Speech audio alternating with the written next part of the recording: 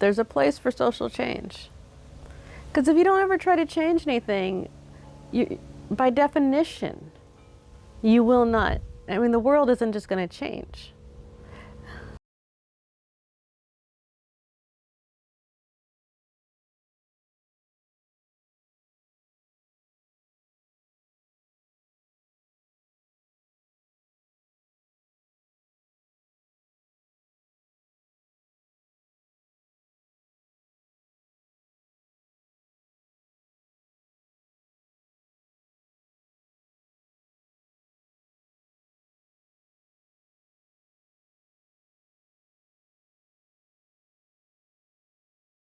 In this next segment, Lydia and I discuss Community Voices. Community Voices began in 2000. It was an advisory group to provide technical assistance on the provision of culturally specific services to OCVA, to the Washington Coalition of Sexual Assault Programs, and to community sexual assault programs across the state. Community Voices grew out of the experiences of advocates and communities that remained largely underserved by mainstream sexual assault and other victims of crime services receiving VAWA funding beginning in the 1990s. I began by asking Lydia on her thoughts on the historical timeline of the Community Voices document created by the Ripple Project in 2024. I think it has everything that you can probably document about the history. But I recognize that we didn't do a good job of like taking pictures of the Community Voices meetings, and I know we had notes because of the way Gail worked. That Gail probably had them, and so they're lost to. Because I think she was really protective of, that information not being misconstrued or changed. So I'm betting that she had the notes, took the notes, used the notes to make the reports or to do whatever, and that they may have at one time existed at WCSAP, but all the stuff that was of any use at WCSAP was destroyed by the folks who came after us because they didn't see it as, I don't mean destroyed maliciously, but they didn't have any use for it? Yeah, it's like Andrea and Ellen, they wouldn't have had any sense of reverence over voices of people of color, or the remembrances of, it was just an initiative to them. What was it to you? I felt like it was kind of initially it was a point of resistance. I remember we were in a meeting, one of those when they were trying to set up accreditation. So I can't remember what year this was, and so it would have been Ann McGettigan and me and Gail, and I think I was still at Seattle Rape Relief, and folks kept talking about who are you talking about when you say these communities that aren't heard? I don't know who you're talking about. We don't know who these people are. And somebody, I think it was probably Gail, talked about well, they're whole communities whose voices you don't hear, that are registering for you. And that's why to me it was more of an initiative. It was really this piece of trying to get the mainstream providers to be their voices, just like you talk about centering women's voices and their voices that for whatever reason you don't hear. So if you can't hear them, you can't even begin to make a delivery system that works for folks. And the vast amount of money at that time was going to the top 5 centers. It wasn't even going so much to rural folks. It would have been KSARC was pulling a lot of money. Harborview at that time wasn't like the Center for Trauma. I think it was Harborview Sexual Assault Center was the official name. Seattle Rape Relief was pulling money. I think somebody in Spokane was probably like the fourth. And I think Debbie Ruggles may have been in Yakima. That may have been the other one, that was pulling people. And then all the other counties were either too small, so they didn't really have a lot of infrastructure to support sexual assault specifically. They may have had DV programs, but they weren't really. And so that was part of, accreditation is different than Community Voices, but that was really another part of what accreditation was supposed to do, is to like solidify folks being able to do sexual assault services and to even the playing field for some of the smaller rural folks. And then once they came in with accreditation, then it's like, well, you still don't hear people of color.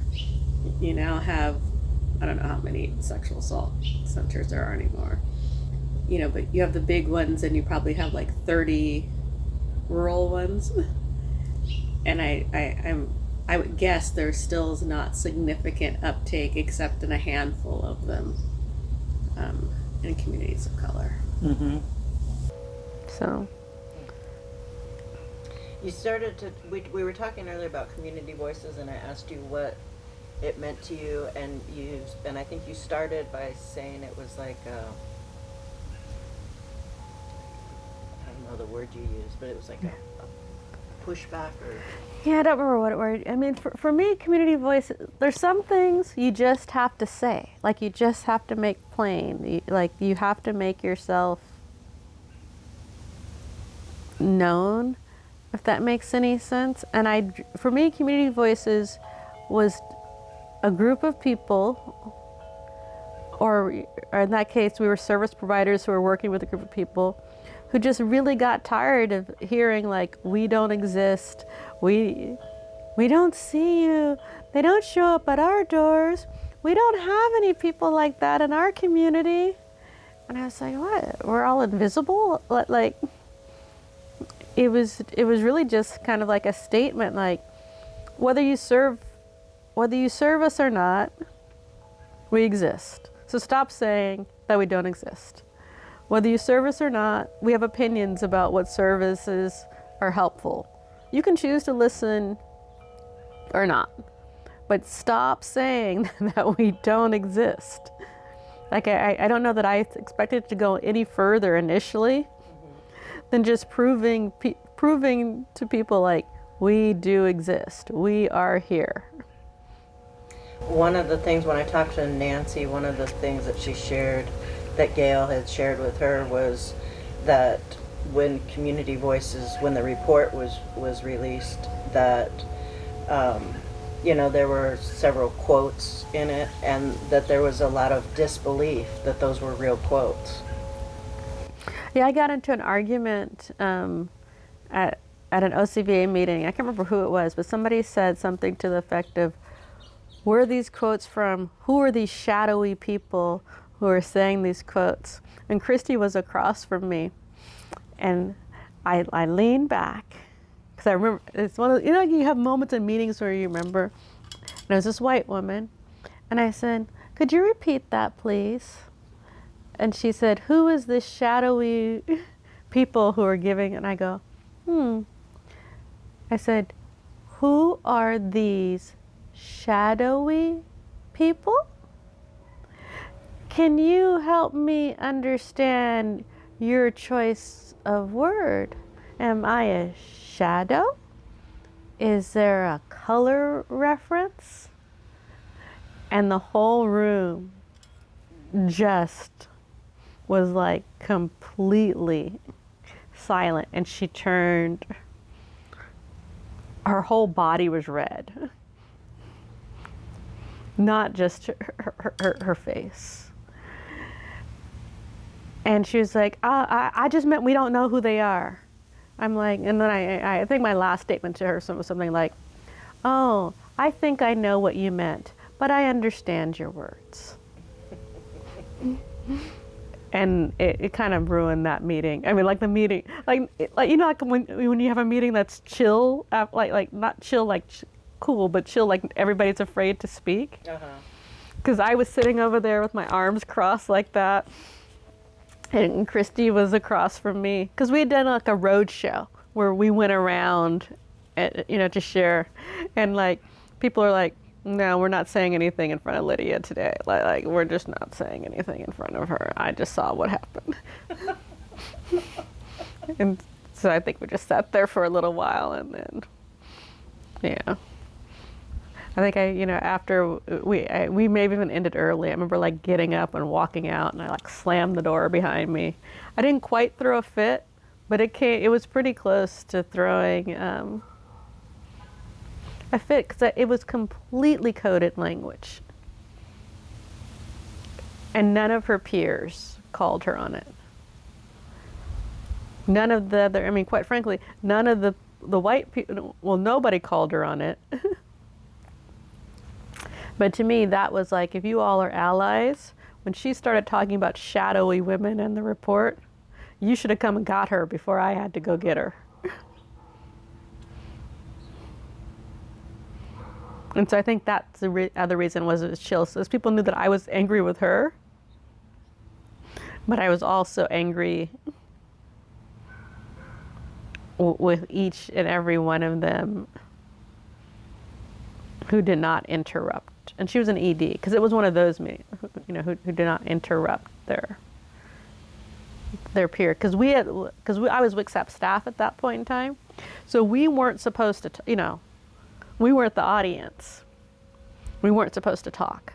We're the facilitating. We're supposed to let them, talk amongst themselves. OCVA's presenting Gail's.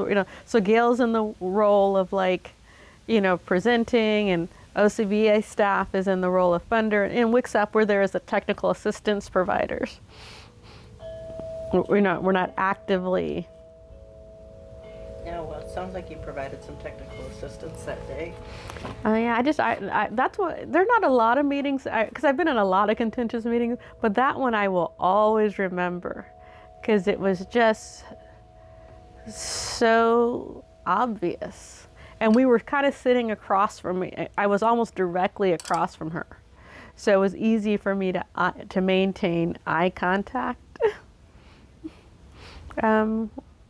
with her, and to just kind of watch the piece unfold. But it happened it happened so much that I think that, if I remember correctly, Bev had to like have a whole little spiel about who the people were in the report, that they were real, and that, X amount of people were interviewed, and blah, blah, blah, blah, blah. Wow.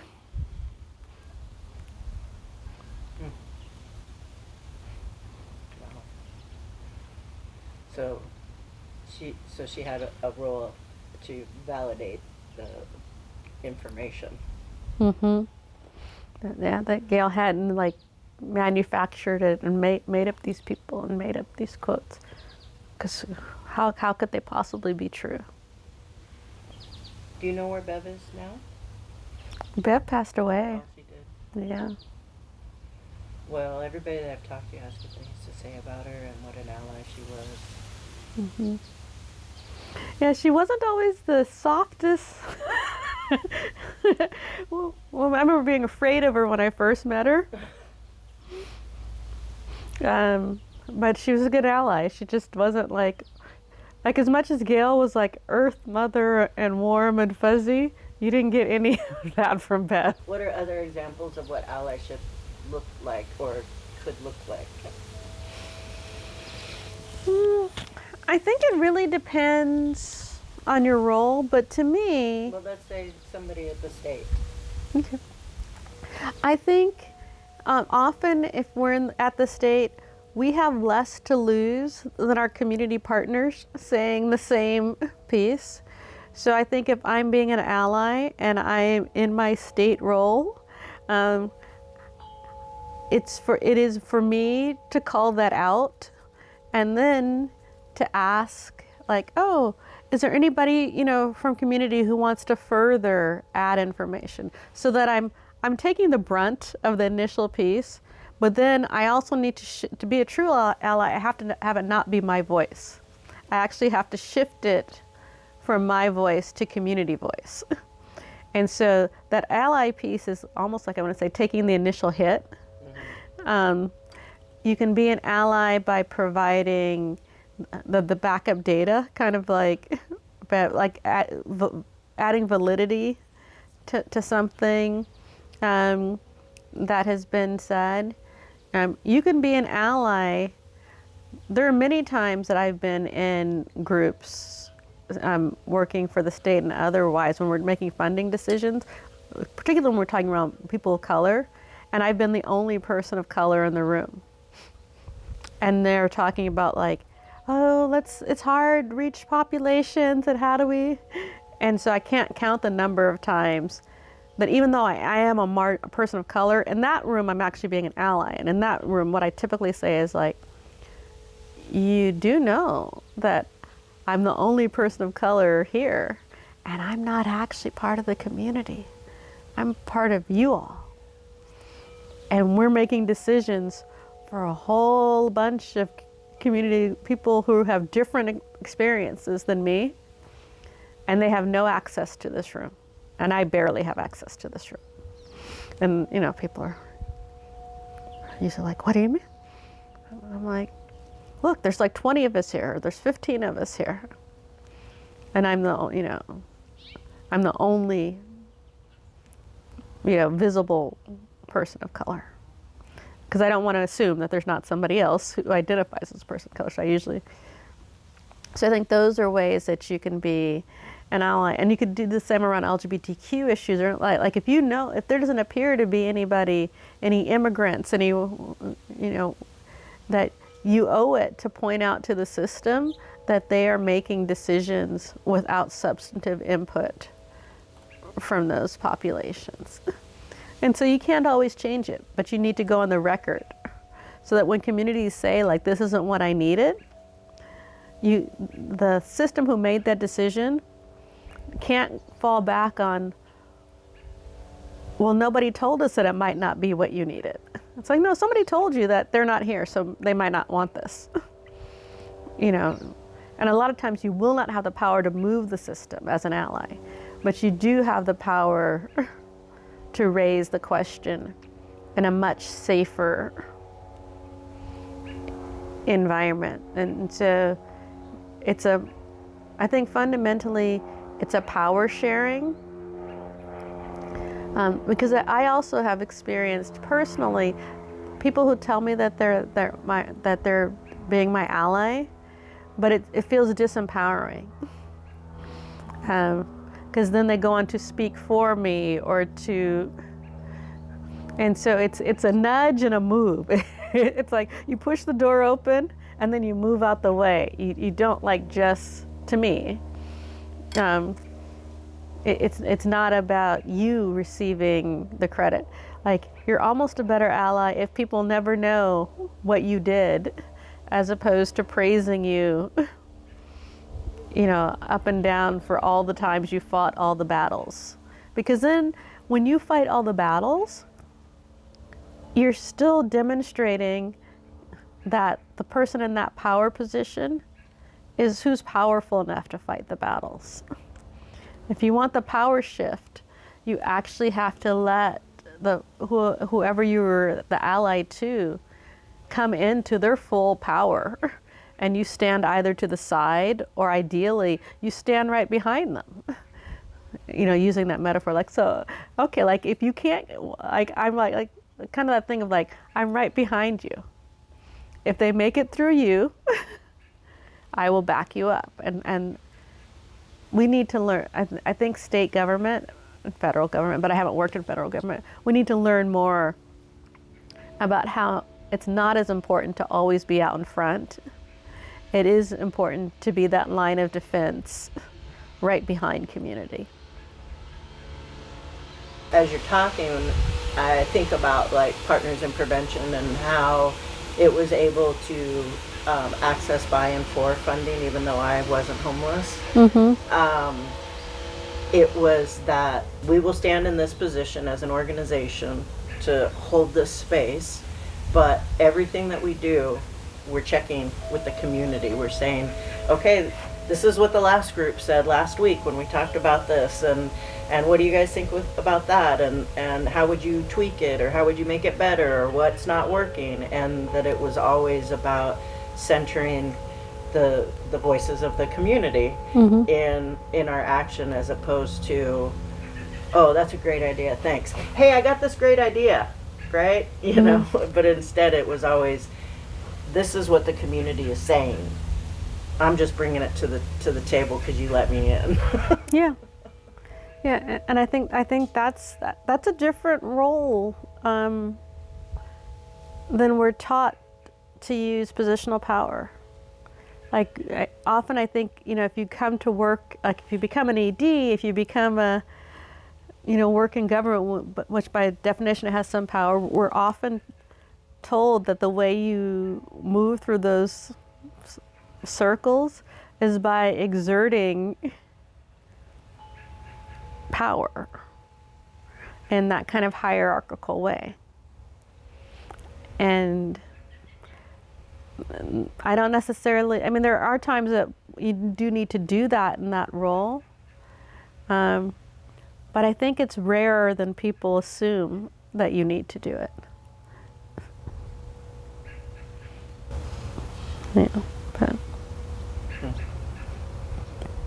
This is going to sound like a really random story, but to me it's related to the power dynamics, which is, you know, Community Youth Services is the big organization that was constantly trying to sabotage us in the community.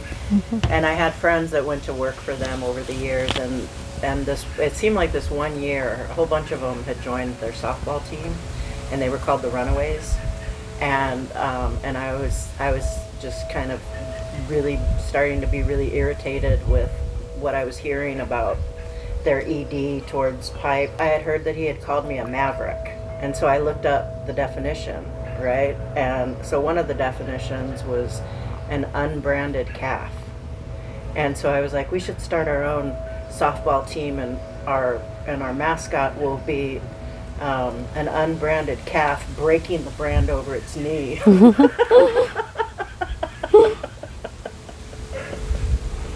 But I'm not into sports, so we never did that. Yeah. Is there anything that you would like to just say to folks in the field? I guess for me, I have a certain amount of sadness that I don't think the folks in the field recognize that there were a whole group of people who were really active as part of Community Voices, whether that was Rhonda Brown or Glinda or Emma or or Karen Boone. I mean, there were other people too, and that I feel as if when things kind of stalled or moved backwards or whatever it was that's happened, that there's been the tendency to not honor the work and not honor the women, they're primarily women, that did that work. And I guess it's important to me that to honor them, like whether or not the work achieved what it was hoped to be achieved, whether or not it needs to be redone now, whether or not it was even the right work. Because hindsight is 20/20. You had a group of folks who were actively engaged in trying to move forward kind of the agenda of people of color primarily in kind of sexual assault services. Whether that's the folks who started CARA, I mean, there are any number of these pieces that we just kind of, left behind. And I think it does them a disservice. And I also think there are probably things that you could learn from them. even if you learn, like, I'm just not going to do that thing that they did. But there's some things that, by definition, we did that were right. I mean, I look at also people who left the field, because you have Hae Kyung, who's at, I want to say Seattle U, is the head of the social work department. You have Denise Sharifi, who was at Seattle Rape Relief for a long time. I think Ann Torres is a principal somewhere. Ellie is an artist, and Elisa is, I know she was doing keynotes, and Theron's a professor. There's just, there are a lot of folks who did a lot of work, and they weren't expecting to be acknowledged for it, and they may do very different work now. But I think recognizing them is important. And I'm sorry that they were written, I'm sorry that their story, that we didn't document those stories well enough while I was actively doing the work. It didn't occur to me that the historian aspect would be important. I was more focused on whatever we were just doing. So I do own there's a part in the fact that the reason they've forgotten is there wasn't an attentiveness to creating a historical record. But it never occurred to me that we wouldn't know who those people are. Yeah, I told you about the training that I found. Mm-hmm. Yeah. It makes me crazy. I sit in conversations with colleagues on the statewide initiative, and the response that I usually get is just one of frozen looks, and then wait a couple minutes and then change the subject. There's literally no acknowledgement. To talk about social change, anti-oppression work, what is its place in the work that we do, and the focus is just on a lot of immediacy, a lot of we don't have time to do that, or yeah. Maybe we all have a place. They have a place, but there's a place for social change. Because if you don't ever try to change anything, by definition, you will not. I mean, the world isn't just going to change. Well, it'll change in some way, but whether you can influence that or not could make a difference. That's true. But it's just kind of that thing about inertia is such a powerful piece, and so if the inertia is to never do anything besides services,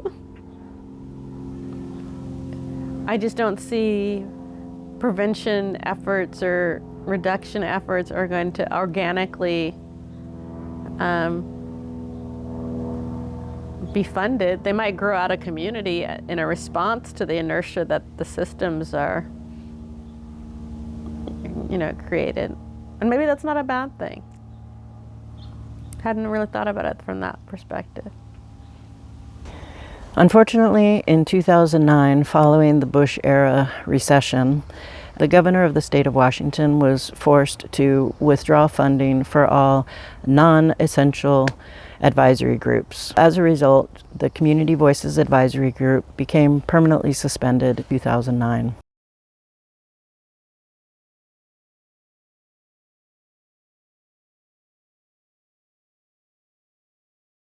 If you want the power shift, you actually have to let whoever you were the ally to come into their full power, and you stand either to the side or ideally you stand right behind them.